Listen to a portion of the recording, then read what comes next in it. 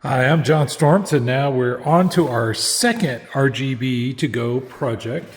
And we are using the Tetra to go, which is a 4-port pixel controller. And the goal for this project is we have a Halloween tree, Christmas tree in our master bedroom. And I wrapped it with 200 pixel lights, the little gumdrop lights. They look great, but we want to be able to control it. And this little controller here gives me a nice little WLED interface, so you can pull it up on the web, change the colors, add patterns, that sort of thing on the fly, which is good for the wife. She likes to do that, but still has the ability to be taken control by xLights, so we can make it part of a show if we wanted to. So anyway, I ordered this little 10-watt power supply off of Amazon, and I added a power cord to it over here on this end. Then over here, that's the AC side, and of course over here is the DC side where it outputs 12 volts, and I just run it over to the board. I have 200 lights coming off, and I just have it coming off of port 1 here onto an X-Connect connector. And then I just hook that up to the lights and we're off. So initially when I booted up the RGB2GO, I hooked it up to the Ethernet interface, which is a little hat here that I bought with the board. And it booted right up with DHCP, logged into it, set up the Wi-Fi. And so this one I'm going to use over Wi-Fi since it's, in the house. And I'm not actually going to send any sequences over to it.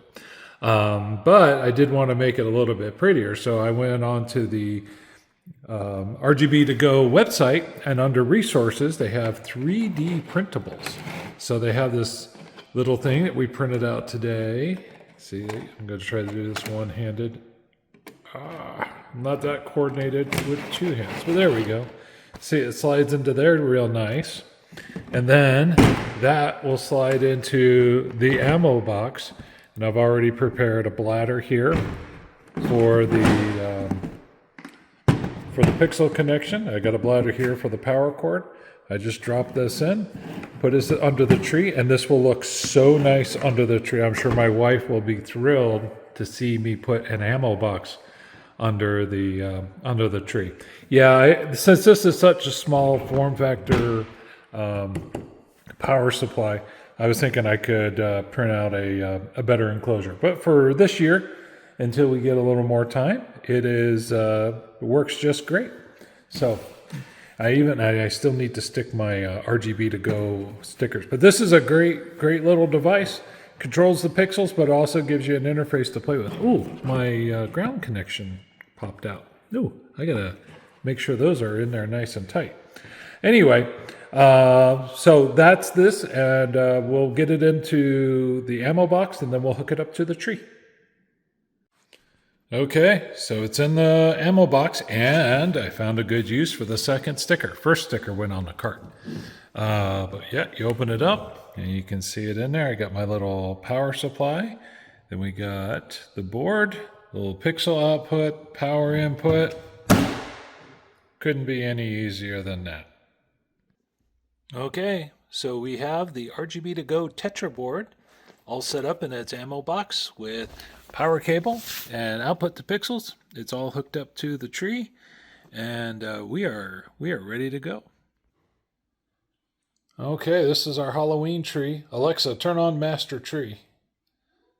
Merry Christmas. See?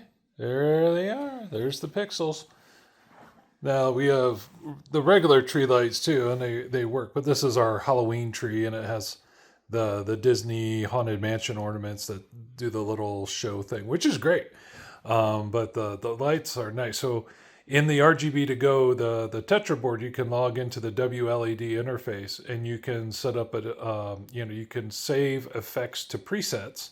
And when you do that, you have the option to set something up as the default preset. So when it boots up, it will automatically run that defect. So we set up this little effect, which is a breathing blue, which seems to go with the Haunted Mansion very nicely.